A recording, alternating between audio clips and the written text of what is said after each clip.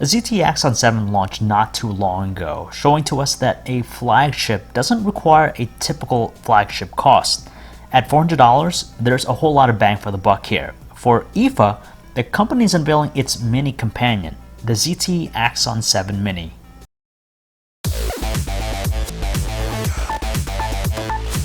Now, as its name implies, the phone has a more compact and hand-friendly design, while maintaining the same all-metal construction from before. This translates to a phone that's more manageable to hold and operate with one hand. Besides its size, the only other distinguishable change is the textured print over the speakers. The phone really lives up to its name just because it perfectly replicates the premium design without much compromise. Looking around the phone, it still features the same fingerprint sensor on its back, a USB Type-C connector, and those phenomenal sounding dual front firing speakers. ZTE tells us that they're able to crank up the power by just a smidgen. And believe us, this thing isn't messing around with its audio quality. It's incredible, and if not, better than the Axon 7. Due to the smaller size of the phone, it's no shock we get a smaller screen too. It's a 5.2-inch AMOLED with this one. The resolution too goes from Quad HD down to 1080p here. Now, some might complain about this, but in all fairness, it's still quite detailed when you look at it from a normal distance. Another area where we see a change is in the hardware that's under the hood.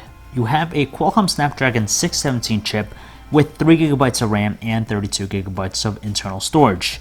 They're all a reduction of sorts, but at least it seems to produce nearly the same responsiveness with superficial operations. But then again, the true telling will come down to how it handles gaming. Moving on to the interface, it's identical to what's already available to the Axon 7, so there's not much to say about it. Right now, it's still at Android 6.0.1 Marshmallow, which is expected and all, but we know you're curious about the next iteration. And with that, however, it purely boils down to a matter of time. The camera in the back is now a 16 megapixel one. It's not as imposing as the 21 megapixel camera in the Axon 7, but it's still at a healthy count. It's accompanied with an f1.9 aperture lens, electronic image stabilization, face detection autofocus, a sapphire lens, and a dual LED flash. The only thing not here this time around is optical image stabilization, so it might not be as steady.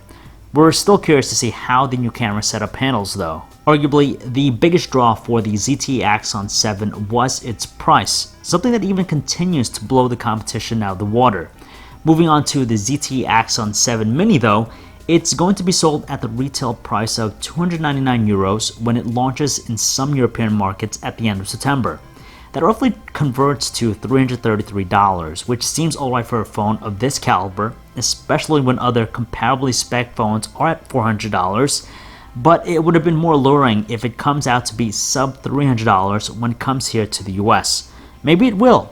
If so, it's bound to be a contender in that mid-range market, so we shall see what happens. And that is it for the ZTE Axon 7 Mini. So if you guys want to learn more about this handset or any of the other new goodies that are coming out and being announced during IFA, you could check out our website, androidauthority.com. This is John V, signing out.